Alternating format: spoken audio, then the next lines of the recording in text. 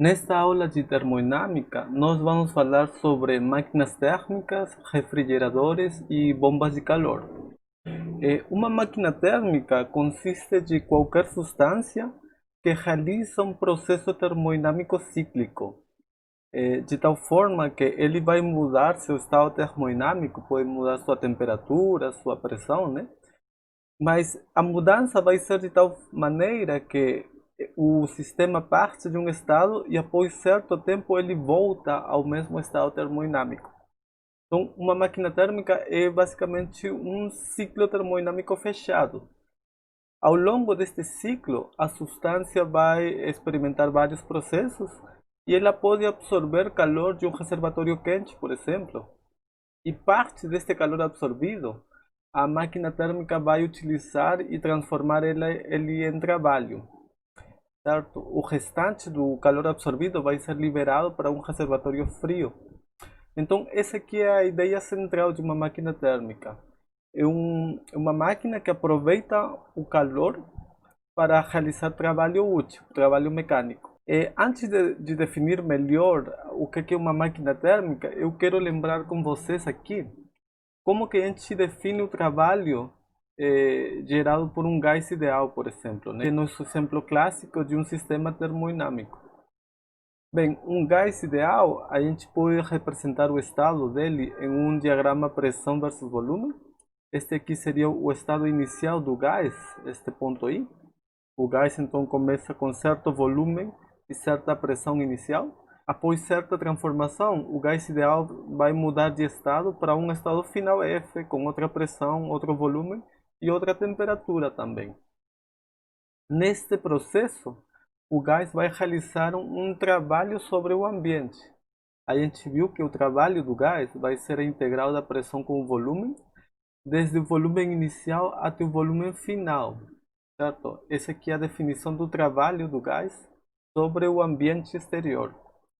Só que essa integral vai ser uma integral de caminho, que depende do caminho que a gente utilize para ir desse ponto inicial e chegar no ponto final. Esta integral é a área, né, embaixo da curva pressão versus volume. Então, o trabalho vai ser identificado como a área embaixo da curva PV. E um ponto importante é que o trabalho tem um sinal que está definido pela direção do caminho. Ou seja, quando a gente tem uma expansão, parte de um volume inicial e vai até um volume final que é maior que o inicial, o trabalho vai ser positivo, certo? O trabalho é positivo quando o gás se expande, na expansão do gás.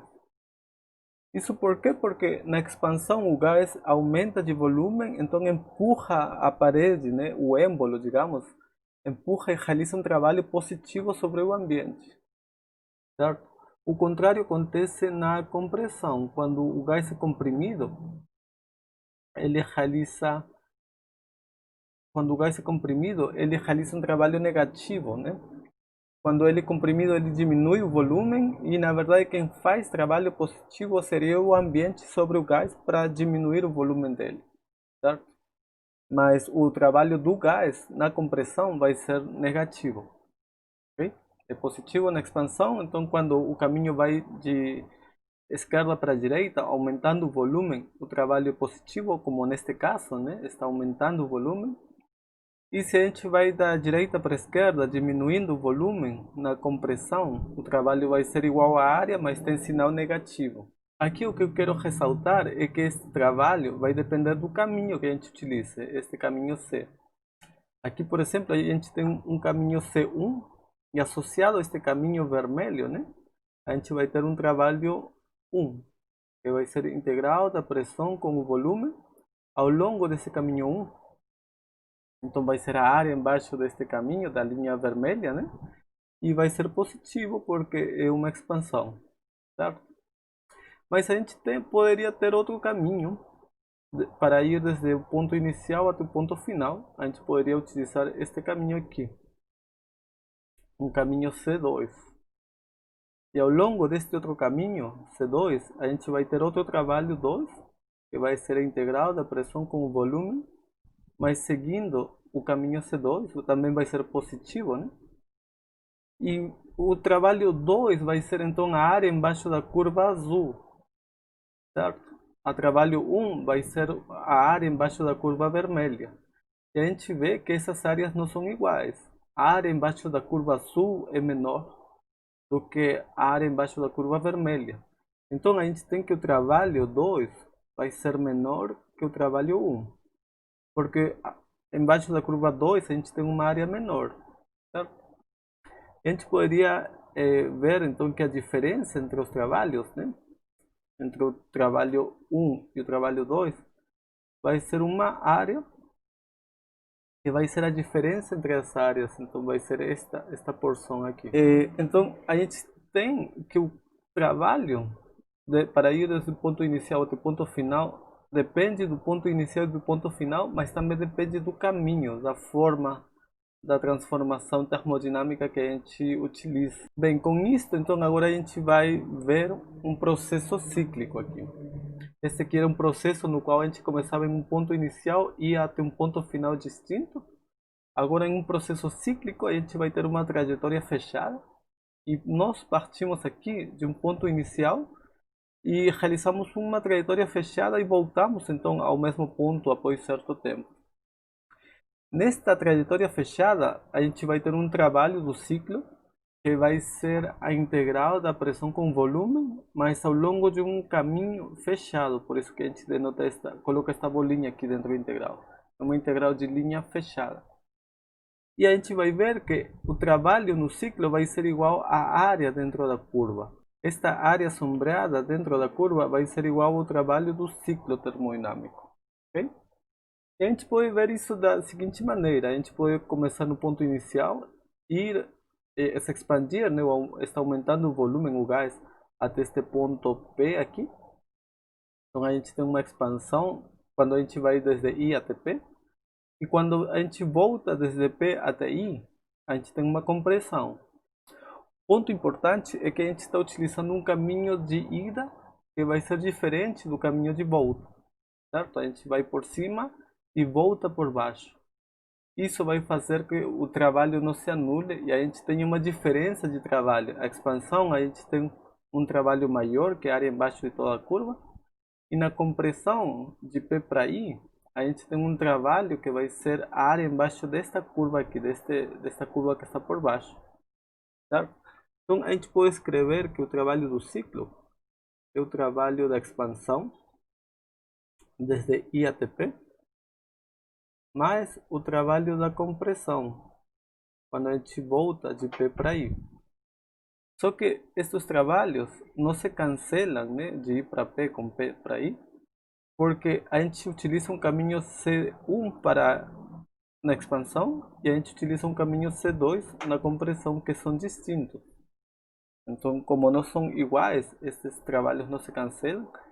E aqui a gente tem que este aqui, o trabalho da expansão vai ser positivo, o trabalho na compressão vai ser negativo.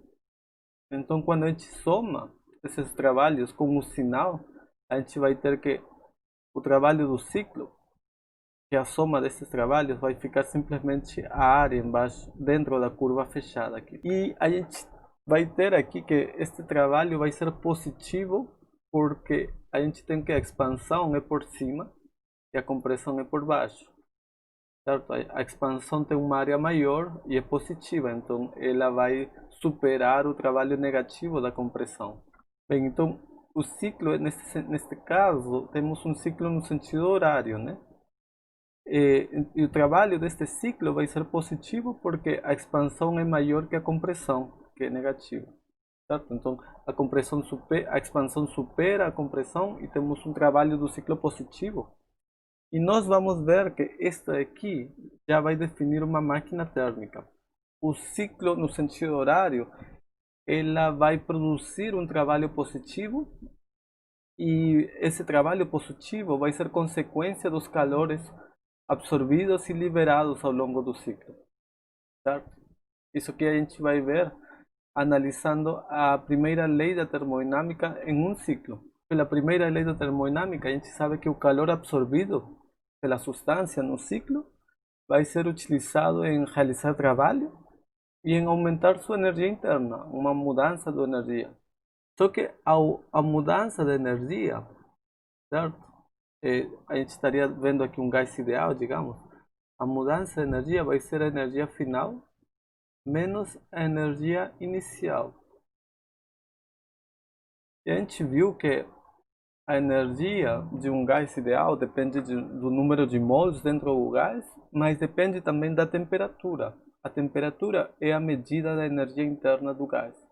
Então, esta energia vai ser basicamente a temperatura, né? Vai ser proporcional à temperatura e a energia inicial também vai ser proporcional à temperatura inicial. Então, a mudança da energia vai depender da mudança de temperatura, né? Temperatura final menos temperatura inicial. Só que em um ciclo, a gente começa em um ponto e volta ao mesmo ponto. Então, em um ciclo, o ponto inicial vai ser igual ao ponto final e a temperatura final vai ser igual à temperatura inicial. E, portanto, a gente tem que, em um ciclo, não tem mudança de energia, certo? Este termo aqui vai ser zero em um ciclo completo, né? Fechado. Portanto, o calor do ciclo vai ser igual ao trabalho gerado em esse ciclo, né? Aqui a gente está vendo que temos um trabalho positivo. Esse trabalho positivo vai ser igual ao calor absorvido no ciclo.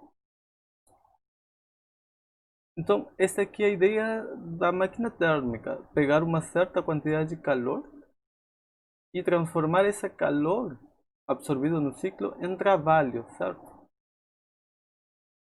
Só que aqui, este calor do ciclo não é um calor positivo necessariamente. É um calor total absorvido no ciclo, mas pode ser que a substância absorva calor em uma parte do ciclo, em outra parte ele libere calor, né? Então, em geral, a gente pode escrever desta forma: o calor do ciclo vai ser a diferença entre o calor absorvido pela substância menos o calor perdido ao longo do ciclo. Este calor é a diferença, então, entre o calor absorvido e o calor perdido. E essa diferença vai nos dar o trabalho produzido em um ciclo. Por exemplo, aqui a gente tem um ciclo fechado, né? E a área dentro da curva vai ser o trabalho produzido no ciclo. Só que neste ciclo a gente poderia pensar que na expansão do ponto I até o ponto P aqui, né? O gás está se expandindo, está fazendo um trabalho positivo. Ele pode estar aumentando também a energia, a temperatura, a energia interna. E, portanto, aqui ele estaria absorvendo certa quantidade de calor. Existe um calor absorvido pelo gás quando ele se expande de I para P. Quando ele se comprime de P para I, no retorno, ele está fazendo um trabalho negativo, certo? E parece aqui, pelo gráfico, que estaria diminuindo sua temperatura, então estaria diminuindo sua energia interna. Portanto, tanto trabalho e energia interna têm variações negativas, e aqui teríamos um calor então perdido pelo ciclo, certo? Então, utilizando a primeira lei da termodinâmica, a gente está vendo que o trabalho do ciclo, ou seja, a diferença entre o calor absorvido e o calor perdido, vai ser igual ao trabalho produzido nesse ciclo. Este ciclo a gente representa da seguinte maneira, com este esquema aqui. Uma máquina térmica vai ser uma substância que absorve certo calor, aqui, vai absorver certo calor de um reservatório quente, né? De uma região quente por aqui. Ele absorve esse calor, produz um trabalho, certo? E parte do calor absorvido também vai ser liberado aqui, vai ser perdido para um reservatório frio. Aqui existe um calor liberado, ok? Então, aqui não parece que seja um processo cíclico, mas aqui a gente já vê que este processo se repete sempre, né? Absorve calor, libera calor e produz trabalho. E isso é um processo cíclico, isso aqui. Ok? Aqui este diagrama é útil porque ele é muito parecido com o diagrama de geração de energia pela queda de água de uma cachoeira, por exemplo. Por isso eu coloquei aqui das paletas. Então a ideia da cachoeira é que a queda da água, né, induz um movimento e gera um trabalho útil, né?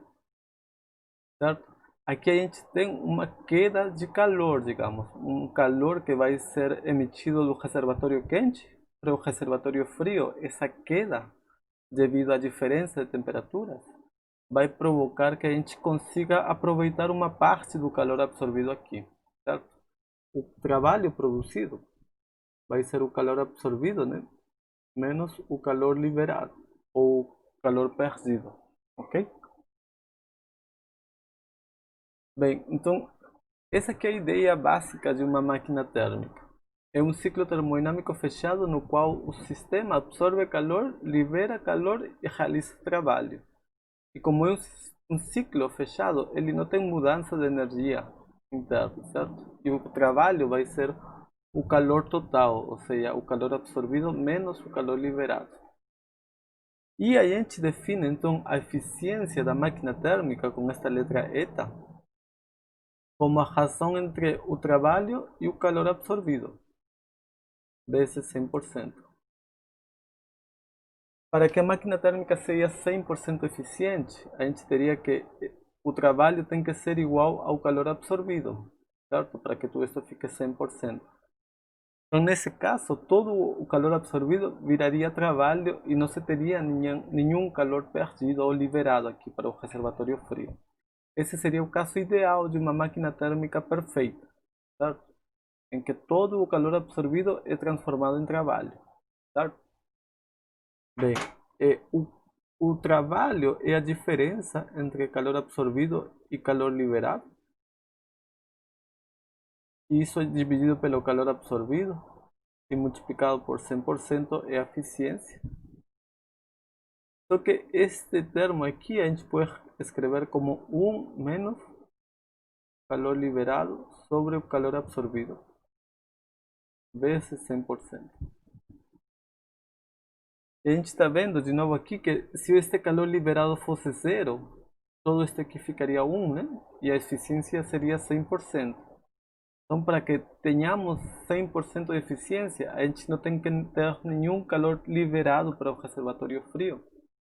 A gente teria que ter que todo o calor absorvido vira trabalho útil. A segunda lei da termodinâmica vai proibir a existência dessa máquina térmica ideal de eficiência 100%. A gente nunca vai conseguir propor uma máquina térmica que tenha calor liberado zero. Sempre a gente vai ter uma perda de calor para um reservatório frio, ok?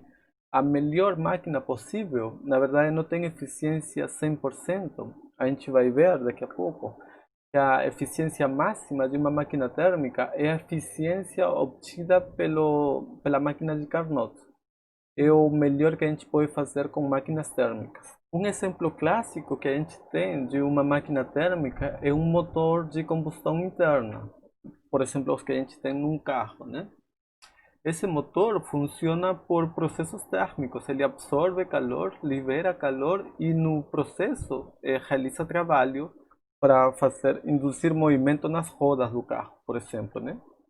Aqui nós temos então o esquema de um motor.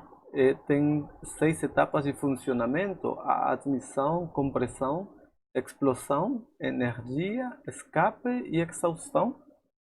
E mais ou menos a ideia é o seguinte, né? Nesta primeira etapa de admissão, aqui se deixa entrar uma mistura de ar e combustível neste espaço aqui. E essa mistura então vai ocupar este espaço e vai empurrar o pistão para baixo, gerando movimento aqui no sistema, certo? Aqui temos uma rotação induzida, só que esta rotação vai fazer com que o pistão desça e depois volte a subir, né? Depois o sistema vai empurrar de volta o pistão para cima. Só que nesta etapa de compressão, quando o pistão está subindo, já que a válvula de entrada foi fechada, né? E o gás está sendo comprimido aqui. E no ponto de compressão máxima, né? Quando o pistão subiu o máximo possível, neste ponto de compressão máxima você tem uma explosão aqui. esta explosão vai induzir um calor dentro aqui. Então aqui a gente vai ter um calor absorvido dentro deste espaço, certo? Esse calor absorvido vai empurrar o pistão de novo e vai induzir agora um trabalho, então, certo?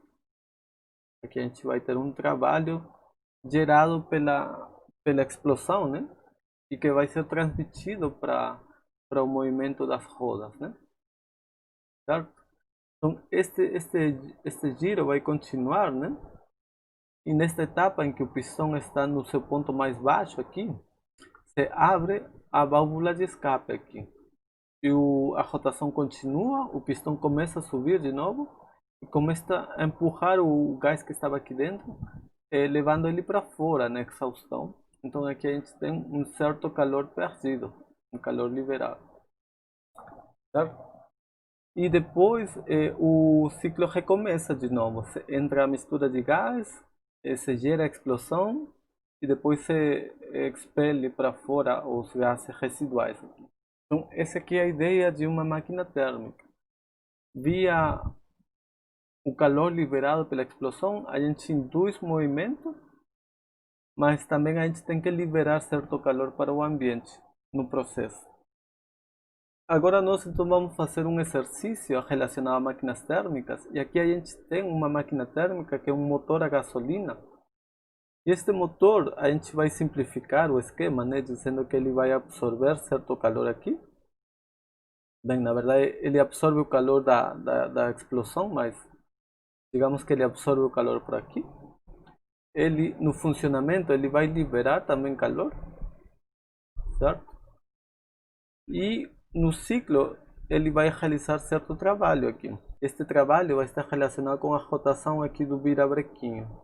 Neste caso se nos diz que o motor opera com um número de revoluções por tempo que é 2,50 vezes 10 ao cubo revoluções por minuto.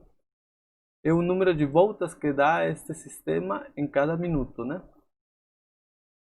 E neste problema também nos dizem qual que é a potência por cada revolução do calor absorvido. Se nos diz que o calor é absorvido com uma potência, digamos, de 7,89 vezes 10 ao cubo joules por cada revolução. É o calor absorvido em cada volta, certo? Também se nos diz que o motor produz um trabalho útil com uma pseudopotência, né, de 4,58 vezes 10 ao cubo joules por cada revolução. Estou dizendo de pseudopotência estes termos porque a potência é energia por intervalo de tempo, não é energia por cada revolução, por número de revoluções, né? Bem, se nos diz também que existe uma taxa de consumo de energia, né, de combustível, que é tal que o calor gerado na combustão do combustível é de 4,03 vezes 10 a 7 joules por cada litro de combustível, né? Então, aqui a gente tem um tanque de combustível e ele vai estar queimando este combustível. E por cada litro de combustível é gerado 4,03 vezes 10 a 7 joules, ok? E a pergunta no item A é quantos litros de combustível, né, foram queimados em uma hora de funcionamento deste motor. E também se pede a potência de saída que está associada ao trabalho que é produzido aqui. E também se pede qual que é a potência do sistema de escape e resfriamento que devem transferir para fora do motor. Então esta potência de escape está relacionada com o calor liberado por intervalos de tempo. Okay? Então essas são as três perguntas: o número de litros, a potência de saída deste trabalho produzido e a potência do calor liberado, né? A potência do escape. Bem, então o número de litros consumidos, né, em uma hora vai estar relacionado com o calor gerado, né, ou absorvido aqui em uma hora de funcionamento deste tanque. Então a gente vai falar aqui do calor absorvido em uma hora, certo? O calor absorvido em uma hora, né, vai ser o número de litros que se utilizou em uma hora, vezes o calor gerado pela combustão por cada litro. Se nós sabemos que o calor da combustão é 4,03 vezes 10 a 7 joules por cada litro, se multiplicamos pelo número de litros que se consumiram em uma hora, a gente teria o calor total produzido em uma hora, certo? O calor absorvido aqui pelo motor. Só que a gente sabe que o calor absorvido em uma hora também vai estar relacionado com esta potência de calor absorvido, né? Com este termo aqui. Este aqui é o calor absorvido por cada revolução.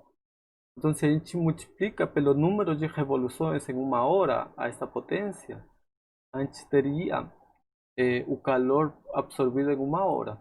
Então, o calor absorvido em uma hora vai ser o número de revoluções em uma hora vezes a potência P2 do calor absorvido, porque esta é a potência do calor absorvido, é o calor absorvido por cada revolução. Se a gente multiplica este calor por cada revolução pelo número de revoluções em uma hora, a gente tem o calor absorvido em uma hora. Ok? Só que o número de revoluções em uma hora, no número de revoluções, vai ser a frequência vezes o tempo. Então, este número de revoluções em uma hora vai ser a frequência de funcionamento vezes o tempo de funcionamento, que neste caso é uma hora, né? Isto vezes esta potência P2 do calor absorvido por revolução nos vai dar o calor absorvido em um tempo de uma hora. E a gente tem que igualar então este termo com este termo aqui. Portanto, o número de litros consumidos em uma hora vezes o calor de combustão por litro tem que ser igual a W delta T vezes P2 up. Vai ser igual a frequência vezes o intervalo de tempo vezes a pseudopotência do calor absorvido por revolução. E a gente teria então esta expressão para o número de litros utilizados em uma hora de funcionamento deste motor, né? O número de litros de gasolina, né? Colocando aqui os valores, a gente vai ter que esta frequência W é 2,5 vezes 10 ao cubo revoluções por minuto. O tempo que a gente está interessado, este ΔT, é o tempo de uma hora, né? Ou seja, 60 minutos. Esta pseudopotência do calor absorvido é 7,89 vezes 10 ao cubo joules por revolução. E a gente tem que dividir isto pelo calor por unidade de litro de combustível. Este calor de combustão é 4,03 vezes 10 a 7 joules por litro. Aqui a gente pode ver que as unidades se cancelam, nestes minutos com minutos se cancelam. Estas revoluções com revoluções vai embora. E joules com joules fica aqui. E tudo isto aqui vai dar uma quantidade de litros. O número de litros consumidos em uma hora, então vai ser 29,37 litros. É a quantidade de combustível consumidos em uma hora de funcionamento deste motor. O item B, então, pede a potência de saída. A potência de saída é o trabalho gerado em certo tempo pelo intervalo de tempo utilizado, né? Só que a gente sabe uma pseudopotência do trabalho gerado. O trabalho gerado é 4,58 vezes 10 ao cubo joules por cada revolução.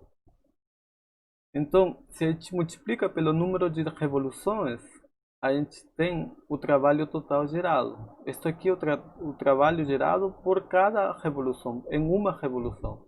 Se a gente multiplica isto pelo número de revoluções, temos o trabalho total gerado. O trabalho total, então, vai ser o número de revoluções neste intervalo de tempo, né?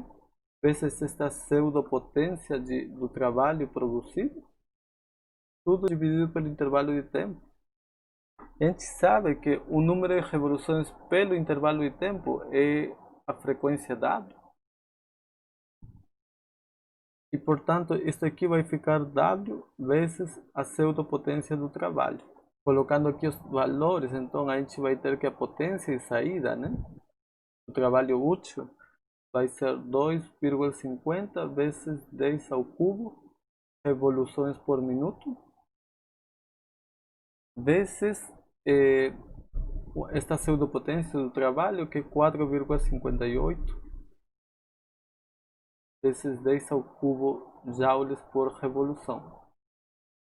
Aqui, revoluções por revoluções vai embora, e isso aqui pode ficar em joules por minuto, mas é mais conveniente colocar ele em joules por segundo, colocando em vez de minutos aqui 60 segundos. Portanto, então a potência de saída vai ser 19,08 vezes 10 a 4 joules por segundo, que é a mesma coisa que watts. Certo? Então, este aqui é a potência de saída do motor, né? Quanto que ele está gerando para induzir uma rotação no virabrequim aqui, certo? Bem, a pergunta C nos pede calcular a potência de escape, né? Qual que é a potência do sistema de escape e de resfriamento, né? Que devem transferir calor para fora do motor, certo? Então, esta potência de escape está relacionada com o calor liberado por intervalos de tempo. Portanto, a potência de escape vai ser o calor liberado por intervalo de tempo, certo? Mas o calor liberado, né? A gente sabe aqui que existe uma relação entre estes termos: o calor absorvido, o calor liberado e o trabalho. A gente sabe que o calor absorvido, parte dele vai ser utilizado em realizar trabalho e outra parte vai ser liberado para o ambiente de fora, né? De tal maneira que a soma do trabalho com o calor liberado é igual ao calor que entrou, o absorvido, né? Entrou este calor absorvido e saiu W e Q liberado. Então, com isto aqui, então nós podemos dizer que o calor liberado, né, vai ser a diferença entre o calor absorvido menos o trabalho produzido, né? O calor liberado é esta diferença entre calor absorvido e trabalho produzido, tudo dividido pelo intervalo de tempo. Então aqui a gente vai ter, este aqui vai ser o calor absorvido dividido pelo intervalo de tempo, menos o trabalho por unidade de tempo, que vai ser a potência de saída que a gente já tem. Então, para calcular a potência de escape, a gente precisa só fazer a conta deste termo, certo? Então, a potência de escape vai ser o calor absorvido, só que a gente sabe uma pseudopotência do calor absorvido. É o calor absorvido por cada revolução. Se a gente multiplica pelo número de revoluções, essa pseudopotência, a gente tem o calor absorvido em esse intervalo de tempo. Então, o número de revoluções vezes a pseudopotência do calor absorvido em cada revolução, este produto é o calor absorvido total. Quando a gente divide pelo intervalo de tempo, a gente vai ter esta potência de escape. Quando a gente coloca aqui menos a potência de saída. Portanto, a potência de escape vai ser este número de revoluções por tempo, que é a frequência W, vezes a pseudopotência do calor absorvido, menos a potência de saída. E quando a gente coloca aqui os termos, este W é 2,50 vezes 10 ao cubo revoluções por minuto. E a potência do calor absorvido é 7,89 vezes 10 ao cubo. Bem, colocando o valor da potência de saída e fazendo esta multiplicação e essa diferença, a gente pode calcular então a potência do calor liberado, né, para o sistema de resfriamento e de escape. Essa potência vai ser de 13,79 vezes 10 a 4 watts. É o número de joules por segundo de calor liberado para o ambiente, né?